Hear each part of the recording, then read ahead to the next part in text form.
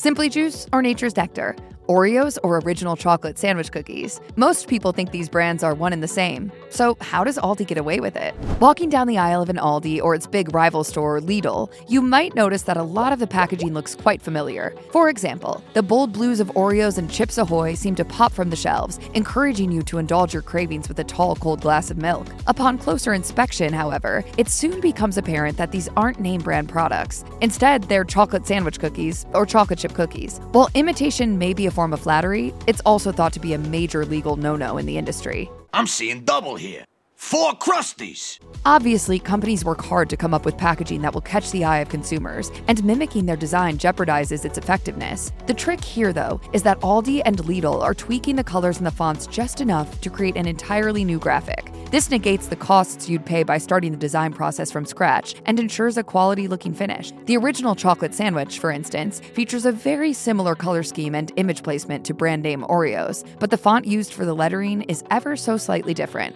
While similar packaging could cause confusion, the fact is that shoppers who frequent these locations understand that both Aldi and Lidl manufacture their own similar-looking products. As one Reddit user commented, one that made me laugh was the Lidl sanitary towels. They're called Siempre, which is Spanish for always. It's almost blatant mimicry, but the designs are changed just enough to protect against the company from lawsuits. Of course, the recipes aren't the same either, with some customers saying that they prefer certain Aldi and Lidl products over the brand names, and vice versa. Another Reddit user explains it like this: "The trick I find in Aldi is to try a couple of things at a time and look at it like gambling or taking a chance. When you're out, get a box of the Aldi brand. If you like it, congratulations. You now have ongoing savings. If you don't like it, you're at most out the price you paid for it." Ka-ching, ka-ching.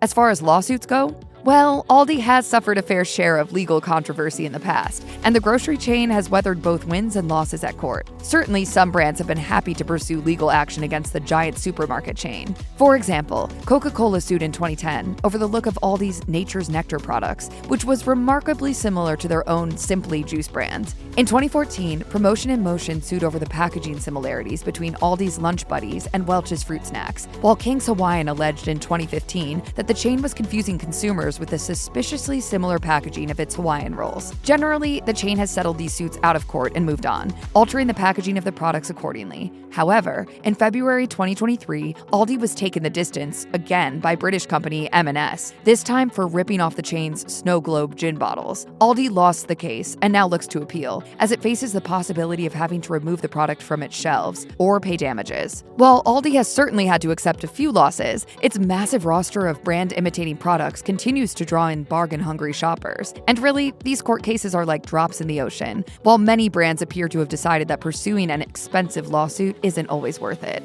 In one particularly influential case, high-end beauty product company Moroccan Israel sued Aldi for trademark infringement and misrepresentation and lost. After an appeal to the Australian Federal Court, Justice Anna Katzman ruled that shoppers would know that Aldi's Moroccan argan oil shampoo was not associated with the Israeli company's product, and implied that brands should not have exclusive ownership over packaging designs. So sure, Aldi isn't always successful in treading the fine line between playful mimicry and straight-up copyright infringement, but it seems to be doing just fine nonetheless.